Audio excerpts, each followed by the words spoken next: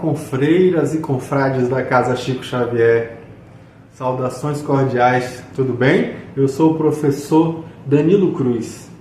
Muita felicidade poder voltar a esta casa, ainda que virtualmente e ainda que indiretamente hoje por conta dessas circunstâncias, mas sempre falando sobre essa doutrina maravilhosa que regenera e esclarece, essa doutrina que liberta consciências, consolando os nossos corações, repletando nossas vidas com estímulo ao bem, com esperança. E como só é acontecer em qualquer atividade espírita, iniciemos nossa fala com uma oração sincera ao nosso Pai Altíssimo. Senhor Deus, muito obrigado pela oportunidade de comungar contigo e dos teus mensageiros dessa mensagem libertadora. Auxilia-nos com as nossas imperfeições a absorver a sua mensagem da melhor maneira. Sê conosco agora e sempre, que assim seja. Bom, nossa preleção de hoje não pode deixar de lado a figura de Allan Kardec. Hoje nós falamos sobre os princípios básicos, portanto daremos uma breve ideia de quem foi Allan Kardec. Para tanto, eu embaso a minha fala no livro Espiritismo, Princípios, Práticas e Provas, de Paulo Neto. Segundo o que é vastamente conhecido sobre Allan Kardec, na verdade seu nome de batismo era Hippolyte Léon Denisard Rivail.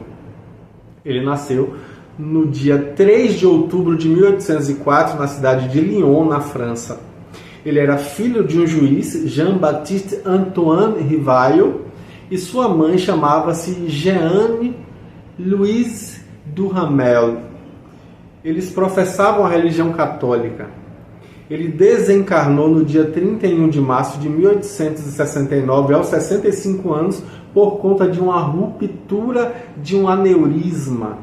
O professor Rivail fez em Lyon os seus primeiros estudos, completando eles na Suíça, na cidade de Yverdun, com o célebre professor Pestalozzi, de quem Rivail se tornou um dos mais eminentes discípulos, porque era um colaborador inteligente e muito dedicado. Ele aplicou-se de todo o coração à propagação do sistema de educação que Pestalozzi criou e que exerceu uma tão grande influência sobre a reforma dos estudos da França e da Alemanha. O professor Rivail era um linguista insigne. Ele conhecia a fundo e falava corretamente o alemão, o inglês, o italiano, o espanhol, além do francês, é claro. Ele também conhecia bem o holandês e podia facilmente se exprimir nessa língua.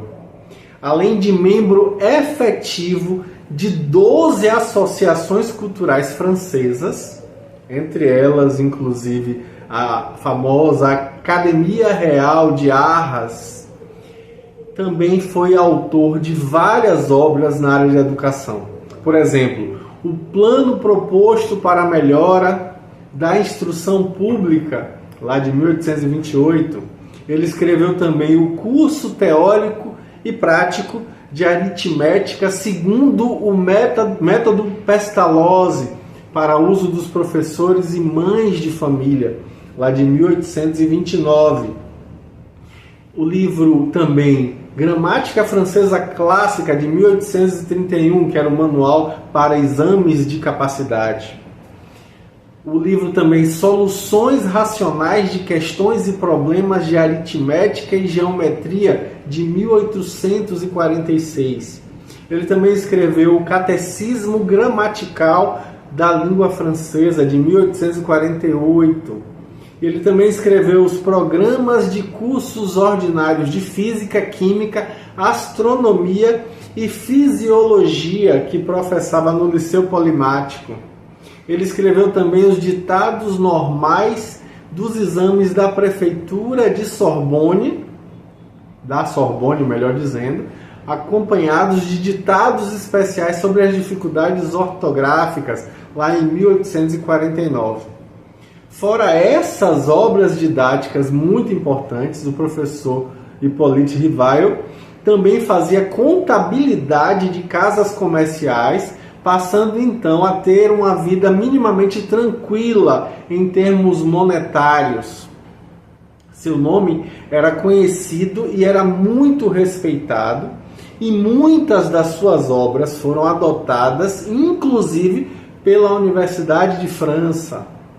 E no mundo literário, ele conhece a culta professora Amélia Gabrielle Boudet, com quem contrai matrimônio lá no dia 6 de fevereiro de 1832. Por esses dados que aqui foram falados, nós podemos facilmente perceber que ele era, sem dúvida alguma, um homem muito culto, um homem respeitado pela sociedade da época, e era um educador que amava a sua condição de mestre. No ano de 1854, através de um amigo, o senhor Fortier, o professor Rivail ouve falar pela primeira vez sobre os fenômenos das chamadas mesas girantes. O desenvolvimento da codificação espírita basicamente teve início na residência da família Baudin, no ano de 1855. Na casa, na verdade, havia duas moças, duas jovens que eram médiums. Tratava-se de Julie e Caroline Baudin, que tinham 14 e 16 anos, respectivamente. Através da cesta peão, que era um mecanismo parecido com as mesas girantes, Kardec fazia perguntas aos espíritos, que ali na verdade eram espíritos desencarnados, como a gente vai saber logo mais, que respondiam por meio da escrita mediúnica. E à medida que as perguntas do professor iam sendo respondidas, ele ia percebendo que ali se desenhava, na verdade, um corpo doutrinal, uma doutrina, e ele então se preparou para publicar o que mais tarde se transformou na primeira obra da codificação espírita, que era o Livro dos Espíritos. A forma pela qual os espíritos se comunicavam no início era através da cesta peão, que tinha na verdade um lápis em seu centro, e as mãos das médiuns eram colocadas em suas bordas, de modo que os movimentos involuntários provocados aí pelos espíritos pudessem produzir a escrita. Com o tempo, essa cesta foi substituída pelas próprias mãos das médiuns, dando origem aí à conhecida psicografia, famosa psicografia. Das consultas feitas aos espíritos, dessas perguntas, nasceu o Livro dos Espíritos, que foi lançado lá em 18 de abril de 1857, que é a data inicial da doutrina, descortinando aí para o mundo todo um horizonte de possibilidades no campo do conhecimento. No momento de publicar o Livro dos Espíritos, Kardec ficou muito embaraçado em resolver como é que ele assinaria esse livro. Se com o seu nome, Hippolyte Léon Denisard Rivail, ou com o pseudônimo. Sendo que o seu nome era muito conhecido do mundo científico, em virtude aí dos seus trabalhos, das suas contribuições anteriores para a educação, e com isso poderia originar alguma confusão, talvez mesmo prejudicar o êxito do empreendimento.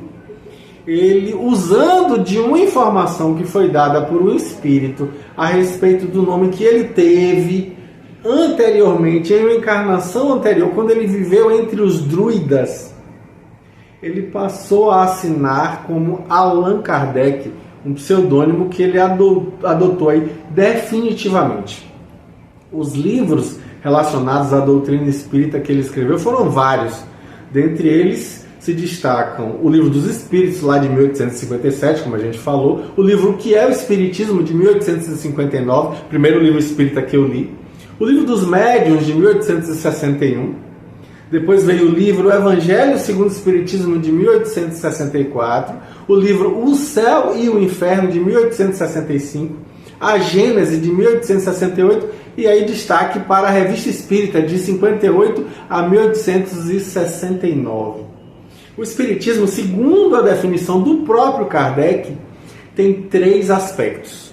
O aspecto científico, o aspecto filosófico e o aspecto religioso.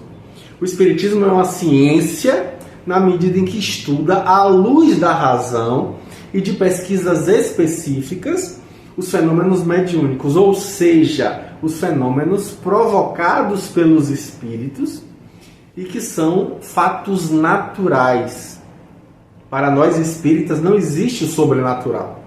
Todos os fenômenos, mesmo os fenômenos mais esquisitos, mais estranhos, têm explicação científica. Kardec assim diz: o Espiritismo é uma ciência que trata da natureza, da origem e do destino dos espíritos, e também das suas relações com o mundo corpóreo. Segundo nós podemos ver lá no dicionário Aurélio, ciência é o conjunto organizado de conhecimentos relativos a um determinado objeto, especialmente os obtidos mediante observação, mediante a experiência dos fatos e um método próprio. Ciência é a soma de conhecimentos práticos que servem a um determinado fim.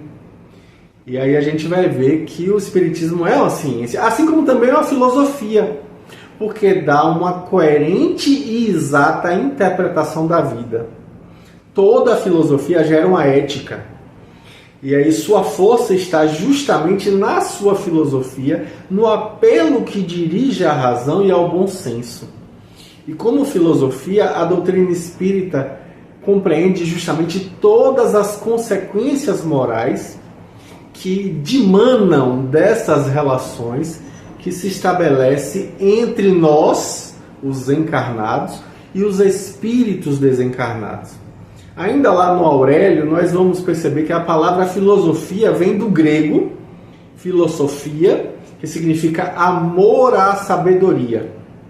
Filosofia, no caso, é o estudo que se caracteriza, como diz o Aurélio, pela intenção de ampliar incessantemente a compreensão da realidade, no sentido de apreender essa realidade na sua totalidade, quer pela busca da realidade através ali que seja capaz de abranger todas as outras, quer pela definição do instrumento que aí no caso vai ser capaz de apreender a realidade, o pensamento, no caso, tornando-se o homem um tema inevitável de consideração.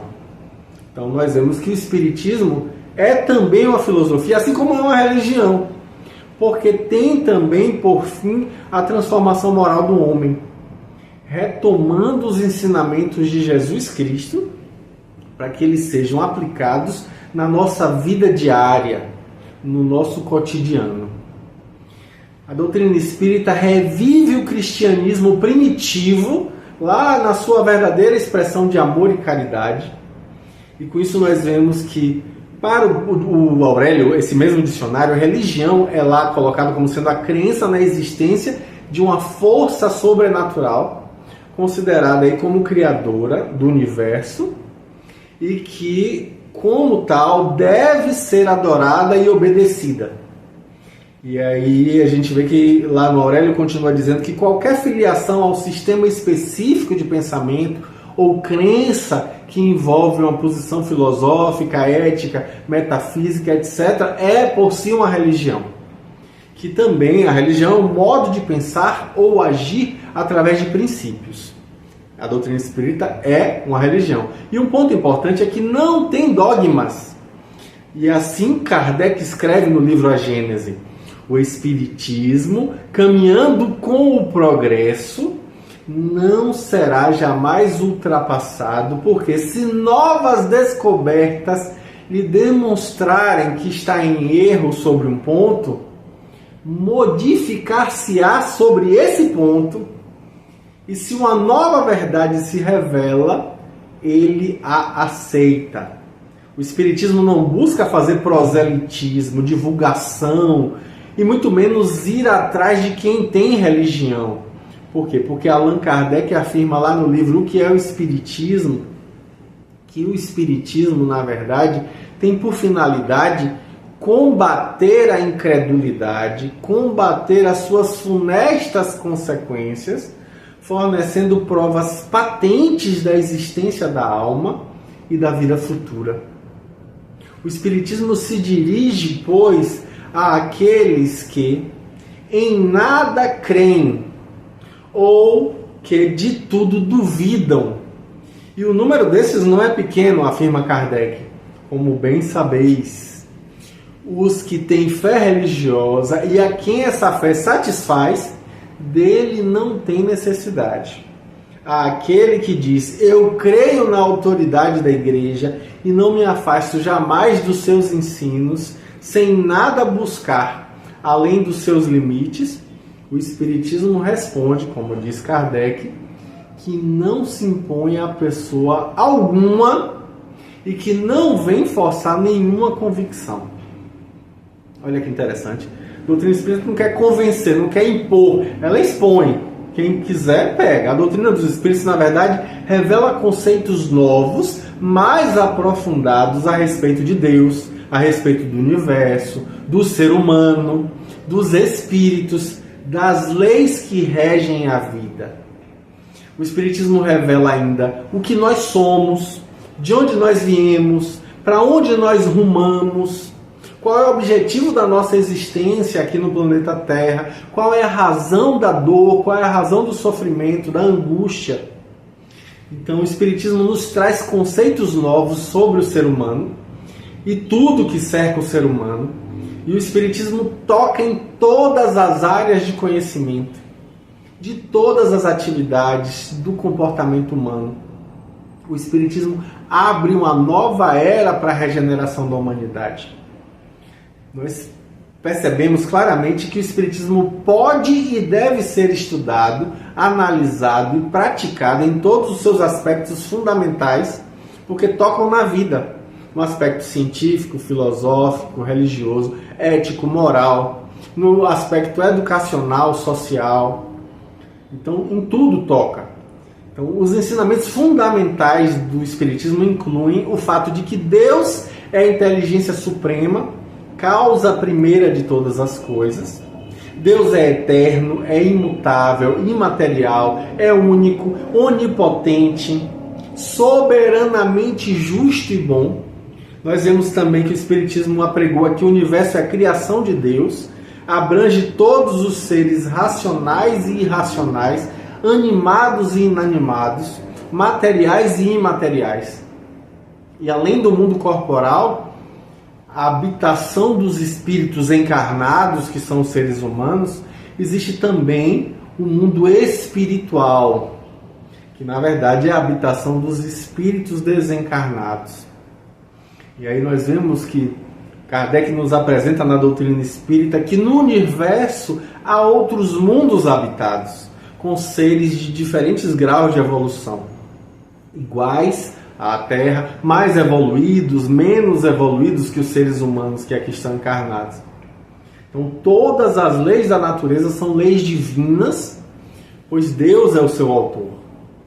E aí nós vemos que essas leis abrangem tanto as leis físicas como as leis morais apresentadas lá na parte terceira do Livro dos Espíritos. O homem é um espírito encarnado em um corpo material. E o perispírito é o corpo semimaterial que une o espírito ao corpo material. Os espíritos, na verdade, são seres inteligentes da criação. Os espíritos constituem o mundo dos espíritos que pré-existe e sobrevive a tudo. Os espíritos são criados simples e ignorantes.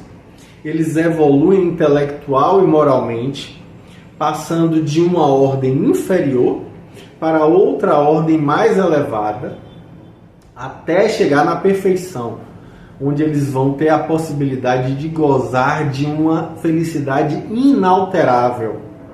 Os espíritos preservam sua individualidade antes durante e depois da encarnação. Não se dissolve no todo universal, não. Mantém a sua individualidade. Os espíritos reencarnam quantas vezes forem necessárias para o seu aprimoramento evolutivo, e sempre os espíritos estão evoluindo.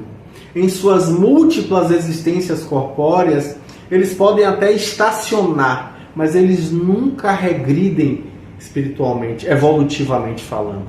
A rapidez do progresso dos espíritos em termos intelectuais e morais depende dos esforços que os espíritos fazem para chegarem na perfeição.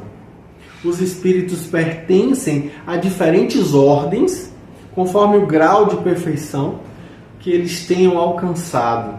Os espíritos puros, que atingiram a perfeição máxima. Os espíritos bons, que são aqueles nos quais o desejo do bem é o que predomina. Os espíritos imperfeitos, que são caracterizados ainda pela ignorância, pelo desejo do mal, pelas paixões inferiores. E nós vemos que as relações dos espíritos com os seres humanos são contínuas, são constantes, sempre existiram e se manterão. Os bons espíritos nos atraem para o bem, sustentando-nos nas provas da vida, e nos ajudam a suportar essas provas com coragem, com resignação. Os espíritos ainda imperfeitos nos induzem ao erro. Nós sabemos da doutrina espírita que Jesus é o guia e modelo para toda a humanidade. E a doutrina espírita que ensinou e exemplificou é a do Cristo, que vem justamente como expressão da lei de Deus. A moral do Cristo contida no Evangelho é o roteiro para a evolução segura de todos os seres humanos, e a sua prática é a solução para todos os problemas humanos. E o objetivo a ser atingido pela humanidade é a vivência dessa prática aí, em termos de cristão, de ser cristão de verdade. O homem tem livre-arbítrio para agir, conforme diz a doutrina espírita, mas ele responde pelas consequências das suas ações. A vida futura reserva ao ser humano as penas e os gozos compatíveis com as suas escolhas, com o procedimento de respeito ou não à lei de Deus. A prece é um ato de adoração a Deus e está na lei natural e é resultado de um sentimento inato do homem, a oração. Assim como também é inata a existência de um Criador, a ideia da existência de um Criador é inata. A prece então se torna algo bom que melhora o homem. Aquele que ora com fervor, ora com confiança, se faz mais forte contra todas as tentações do mal e Deus lhe envia bons espíritos para assisti-lo. É um socorro, na verdade, que jamais se lhe recusa quando é pedido com sinceridade. Allan Kardec, lá na introdução do livro dos Espíritos, lá no item 6º, trata dos pontos principais dos ensinos transmitidos pelos espíritos superiores. Lá a gente vai ver que Kardec ressalta, primeiramente, que os próprios seres que se comunicam se designam a si mesmos pelo nome de espíritos, ou gênios também, ele usa esse termo, né?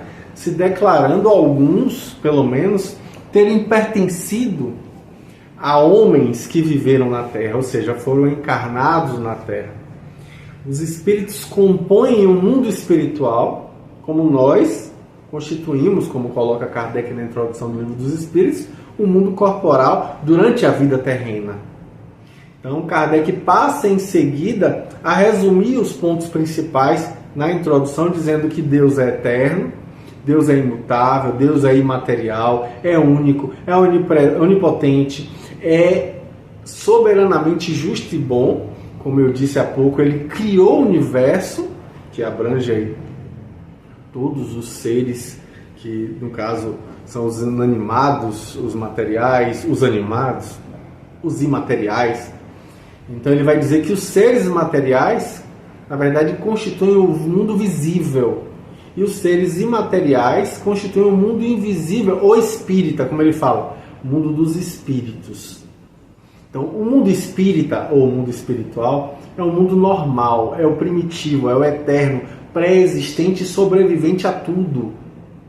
Para Kardec, como está lá, o mundo corporal é um mundo secundário. Poderia deixar de existir, ou jamais ter existido, sem que por isso se alterasse a essência do mundo espiritual. Então, a questão é interessante, né? O mundo físico poderia deixar de existir. Pois bem, os espíritos se revestem temporariamente de um invólucro material perecível, que é o corpo físico, cuja destruição pela morte lhes restitui a liberdade. Entre as diferentes espécies de seres corpóreos, Deus escolheu a espécie humana para a encarnação dos espíritos. Olha que interessante. E aí Kardec vai dizer que a alma é um espírito encarnado. Então não existe alma penada, é o espírito encarnado, sendo o corpo apenas o seu envoltório. Kardec vai dizer que existem no homem três coisas. O corpo físico, ou seja, o ser material, que é o análogo aos animais, é animado aí pelo mesmo princípio vital dos animais. O segundo é a alma, ou o ser imaterial, que é o espírito encarnado no corpo. E o terceiro, que é o laço que prende a alma ao corpo, que é o que Kardec chama de princípio intermediário entre a matéria e o espírito. Esse laço ou perispírito, usando o termo que Kardec utiliza, que prende ao corpo o espírito, é uma espécie de envoltório semimaterial, e a morte é a destruição do invólucro mais grosseiro.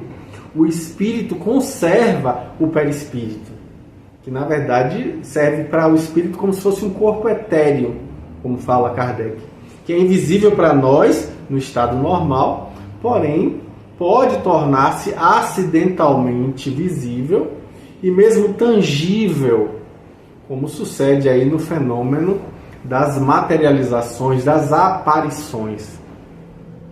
E aí Kardec vai dizer que o espírito não é um ser abstrato, um ser indefinido, só possível de conceber-se pelo pensamento. Não, o espírito é um ser real, circunscrito, que em certos casos se torna inclusive apreciável pela vista, pelo ouvido e pelo tato.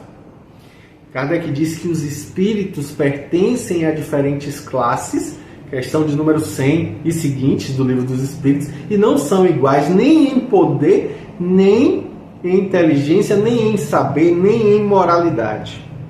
Os espíritos de primeira ordem são os espíritos superiores, que obviamente se distinguem dos outros aí pela sua perfeição, pelos seus conhecimentos, pela sua proximidade de Deus, pela pureza dos seus sentimentos e também, é claro, pelo seu amor ao bem. São, como disse o próprio Kardec, os anjos, os espíritos puros, né, os anjos. Os das outras classes se acham, na verdade, cada vez mais distanciados dessa perfeição, mostrando-se, na verdade, como sendo de categorias inferiores, na sua maioria, ainda eivados de paixões humanas, como o ódio, a inveja, o ciúme, o orgulho, que é necessário que nós combatamos. Os espíritos não ocupam perpetuamente a mesma categoria. Todos evoluem, todos se melhoram, passando pelos diferentes graus da hierarquia espírita. Questão de número 115 de O Livro dos Espíritos. Essa melhora, essa evolução se efetua por meio da encarnação, que é imposta a uns como expiação, a outros como missão. Olha aí que interessante, né? E aí Kardec vai dizer que a vida material é uma prova que lhes cumpre sofrer repetidamente até que hajam atingido a absoluta perfeição moral. Deixando o corpo físico, a alma volta para o mundo dos espíritos, de onde saiu, para passar por uma nova existência material, após um lapso de tempo mais ou menos longo, durante o qual, fala Kardec na introdução do Livro dos Espíritos, ele permanece em estado de espírito errante. E aí Kardec diz que tendo o espírito que passar por muitas encarnações, segue-se que todos nós temos tido muitas existências e que teremos ainda outras, mais ou menos aperfeiçoadas, quer na Terra, quer em outros mundos que não sejam a Terra. E aí Kardec continua dizendo que a encarnação dos espíritos se dá sempre na espécie humana. Olha aí que interessante. Seria um erro, como o próprio Kardec coloca, se acreditar que a alma ou o espírito possa encarnar no corpo de um animal. Seria um retrocesso. As diferentes existências corpóreas do espírito são sempre progressivas, nunca regridem. Mas a rapidez do progresso vai sempre depender dos esforços que o espírito faz para chegar à perfeição. Kardec prossegue dizendo que os espíritos encarnados habitam os diferentes globos do universo. Os que não são encarnados, ou seja, estão errantes, eles não ocupam uma região determinada, uma região circunscrita. Eles estão por toda parte no espaço. Ao nosso lado, por exemplo, nos vendo, se acotovelando conosco de contínuo, como Kardec usa o termo, né? Ele fala assim. É toda uma população invisível a se mover em torno de nós. E aí Kardec diz que os espíritos exercem uma incessante ação sobre o mundo moral e mesmo sobre o mundo físico. Eles nos influenciam mais do que nós imaginamos. Pois bem, eles atuam sobre a matéria e sobre o pensamento e constituem uma das potências da natureza. É a causa eficiente de uma multidão de fenômenos, até então inexplicados ou mal explicados, e que não encontram uma explicação racional, senão na doutrina espírita. As relações dos espíritos com os seres humanos são constantes, são incessantes. Nós vemos que os bons espíritos nos atraem para a prática do bem, nos sustentam nas provas, nos ajudam a suportar essas provas com coragem, com resignação, com inspiração, enquanto que os espíritos maus, ainda ignorantes, nos impelem para o mal.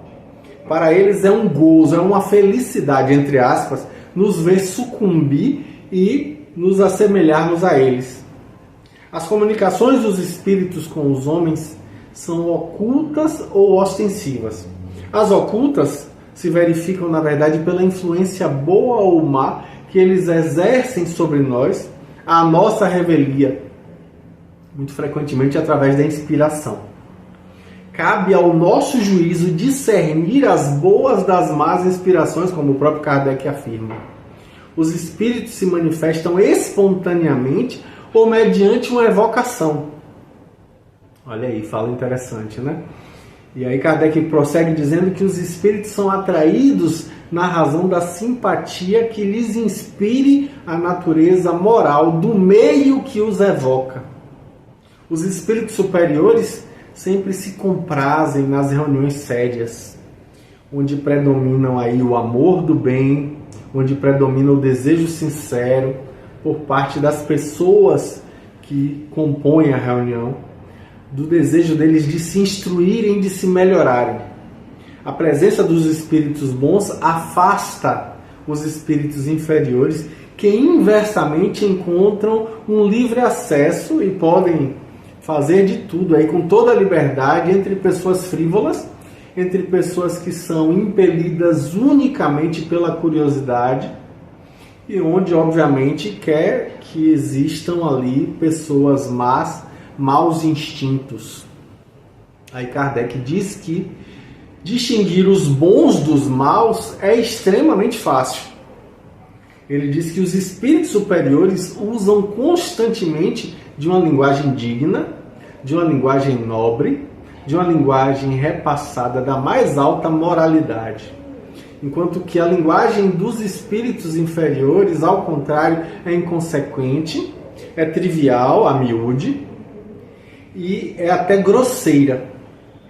Kardec diz que a moral dos espíritos superiores se resume como a moral do Cristo, na máxima evangélica: fazer aos outros o que nós queríamos que os outros nos fizessem. Isto é, fazer o bem e não fazer o mal. E aí Kardec diz que nesse princípio o homem encontra uma regra universal de proceder, mesmo para suas menores ações. Olha que fala interessante: fazer ao outro o que a gente gostaria que o outro fizesse para nós. Eles ensinam, finalmente, como diz Kardec, que no mundo dos espíritos, nada podendo estar oculto, o hipócrita será desmascarado e patenteadas serão todas as suas torpezas, que a presença inevitável e de todos os instantes daqueles para com quem houvermos procedido mal constituem um dos castigos que nos estão reservados.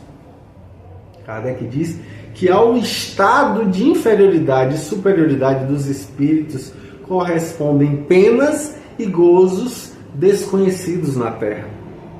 Mas Kardec prossegue dizendo que os espíritos também nos ensinam não haver faltas irremissíveis e que a expiação não possa apagar. O meio de conseguir encontra o homem nas diferentes existências que lhe permitem avançar conforme os seus desejos, conforme os seus esforços pessoais na senda do progresso, buscando a perfeição, que é justamente o seu destino final, é o que nos alcança lá adiante, o que nos aguarda. Eis assim os pontos principais da doutrina espírita, que obviamente estão disponíveis no transcorrer de um estudo sério dessa doutrina maravilhosa, que inclusive essa minha fala serve de convite para nos instigar a curiosidade para que a gente consiga verdadeiramente beber dessa fonte inesgotável de bênçãos chamada Espiritismo. Então que as bênçãos do nosso amado Mestre Jesus acolham nossos sinceros propósitos de nos aprofundarmos nesses conhecimentos tão importantes para nos inspirar a uma vida mais consciente e mais focada no amor. Vamos orar? Amado Mestre Jesus, muito obrigado por tantos conhecimentos. Muito obrigado pela renovação de nossas esperanças. Que a Tua paz e o Teu amor possa ser multiplicado por nossas mãos. Que a Tua presença possa ser sentida em nossos sorrisos. Sê conosco agora e sempre, Mestre. Que assim seja. Um grande abraço, minhas amigas e meus amigos, e até breve, com fé em Deus.